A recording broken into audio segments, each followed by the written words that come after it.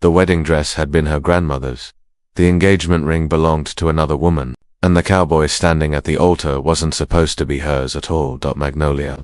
Reed pressed her trembling fingers against the cool glass of the church window, watching the sun dip low over the Montana plains. In 3 hours, she would walk down that aisle and marry a man she barely knew, all because her father's ranch was drowning in debt and Jackson Webb's family and had the money to save it. But that was before she met him the first time Magnolia saw Colt Brennan. He was gentling a wild Mustang in the corral behind her father's barn. The afternoon light caught the dust swirling around his boots as he moved with the kind of quiet confidence that spoke of years spent understanding horses better than people. She should have kept walking, should have continued on to the main house where Jackson was waiting with contracts and wedding plans. Instead, she found herself drawn to the fence, mesmerized by the way this stranger seemed to communicate with the untamed stallion through nothing more than patience and respect. "He's beautiful," she said softly, not wanting to startle either the horse or the man. Colt turned, and Magnolia's breath caught. His eyes were the color of storm clouds, deep gray with flecks of silver that seemed to see straight through her careful facades. A day's worth of stubble shadowed his jaw, and when he touched the brim of his worn leather hat in greeting, she noticed the way his calloused hands moved with surprising gentleness. "Yeah, ma'am," he replied, his voice carrying the slow cadence of the deep south. "Though I suspect he thinks the same about you." Heat rose in her cheeks. She wasn't used to compliments that felt genuine rather than calculated. Jackson's words always seemed measured, chosen for their effect rather than their truth. "You must be misread," Colt continued, stepping away from the horse with careful, deliberate movements. "I'm Colt Brennan. Your father hired me to work with the horses while I'm passing through." Passing through. The question slipped out before she could stop it, and she heard the disappointment in her own voice. Something shifted in his expression, a recognition that made her feel exposed and understood all at once. "Yes, ma'am. I don't tend to stay in one place too long," but even as he said it, his eyes lingered on her face as if he were memorizing every detail. Over the following weeks, Colt became a constant presence around the ranch. He worked with a quiet intensity that impressed even her father, who was not easily pleased. The horses responded to him like he spoke their language, and slowly the most difficult animals began to calm under his patient hand.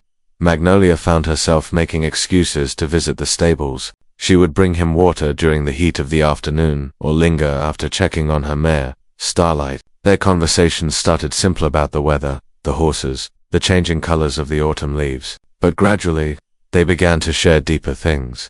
"I grew up on a plantation in Georgia," Colt told her one evening as they walked along the fence line. The setting sun painted the sky in shades of amber and rose. "My family raised horses for generations, until the war took everything. Been wandering ever since, hiring out my skills wherever folks need them." "Don't you ever want to settle down?" she asked, though she wasn't sure she wanted to hear the answer. He was quiet for a long moment, his gaze fixed on the distant mountains. "I used to think settling down was just another kind of cage. That freedom meant always being able to ride away when things got complicated." He glanced at her then, and she saw something vulnerable in his expression. "I'm starting to think maybe I was wrong." The words hung between them like a promise neither dared to voice.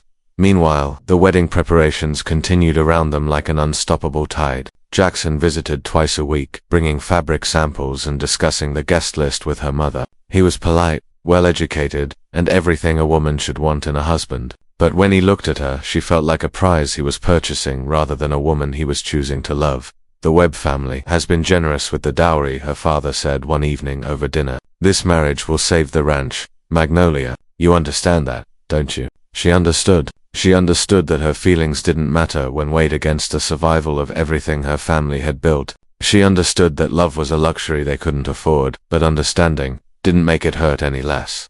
"You're different than I expected," Colt said one afternoon as they sat by the creek that ran along the eastern edge of the property. He'd been working with a young colt, and sweat darkened his shirt despite the cool October air. "What did you expect?" Magnolia asked, trailing her fingers in the cool water. "Someone harder, I suppose. Most women in your position would be."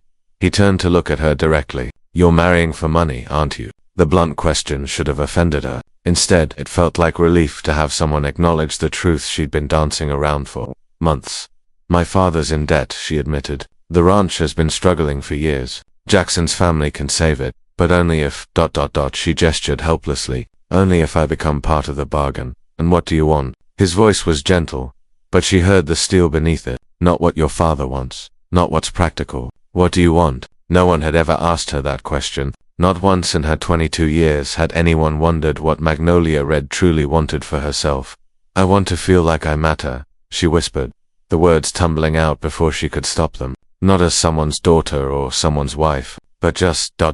me. I want to matter to someone just because of who I am. When Colt reached for her hand, his fingers intertwining with hers, she didn't pull away. You matter to me, he said simply, more than you should, more than is wise for either of us. That night, she lay awake staring at the ceiling, his words echoing in her mind. 3 weeks until the wedding, 3 weeks to figure out how to marry one man while her heart belonged to another. The crisis came on a rain-soaked Thursday, 2 weeks before her wedding day. Magnolia was in the stable checking on Starlight when she heard raised voices from the main house. Through the rain-streaked window, she could see Jackson gesticulating angrily while her father tried to calm him down. What's happening? She asked when Colt appeared in the doorway, his hat dripping water. His face was grim. Your intended husband just found out about our friendship. Someone told him they've seen us talking, walking together. He moved closer, and she could see the regret in his storm-gray eyes. I should have been more careful. This is my fault. No, she said firmly. Nothing we've done has been wrong. We've been friends, nothing more. But even as she said it, she knew it wasn't entirely true. The feelings between them had grown far beyond friendship, even if they'd never acted on them. Jackson's threatening to call off the engagement unless your father gets rid of me, Colt continued. Says he won't be made a fool of. Magnolia felt the walls closing in around her. Without Jackson, the ranch would be lost. Her family would lose everything. But the thought of Colt leaving, of never seeing him again, felt like losing a piece of her soul. Maybe it's for the best, she said, though the words tasted like ash. Maybe it would be easier if you weren't here. Something flickered across his face, hurt, understanding, resignation. If that's what you want, it's not about what I want. The words exploded out of her with more force than she'd intended. It's never been about what I want. It's about duty and family and doing what's expected. Even when it's killing you inside. The silence that followed was broken only by the steady drumming of rain on the roof. When Colt spoke again, his voice was barely above a whisper. What if there was another way? What do you mean? What if you didn't have to choose between saving your family and following your heart? What if there was a third option? Before she could ask what he meant, footsteps splashed through the puddles outside. Her father appeared in the doorway, his face grave. Magnolia, we need to talk. And Brennan, you need to pack your things. I want you gone by morning. That evening, as Colt loaded his few possessions onto his horse, Magnolia slipped out to say goodbye. The rain had stopped, but the air still held the electric feeling of a storm passing. I have something to tell you, he said before she could speak. Something I should have said weeks ago. Her heart clenched. Was he about to confess feelings that would only make his leaving harder? My name isn't really Colt Brennan, he began, his hands stilling on the leather saddlebags. It's Colton Beauregard, and that plantation in Georgia I told you about. It wasn't my family's, it was my grandfather's. He left everything to me when he died last spring. Magnolia stared at him, trying to process what he was saying. You mean you're not just a drifter? You own land, 3,000 acres of prime horse country, and enough money to buy this ranch twice over. His voice was steady, but she could see the vulnerability in his eyes. I've been traveling under another name because I needed to know who I really was without the Beauregard name and fortune. I needed to know if I was worth anything on my own merit.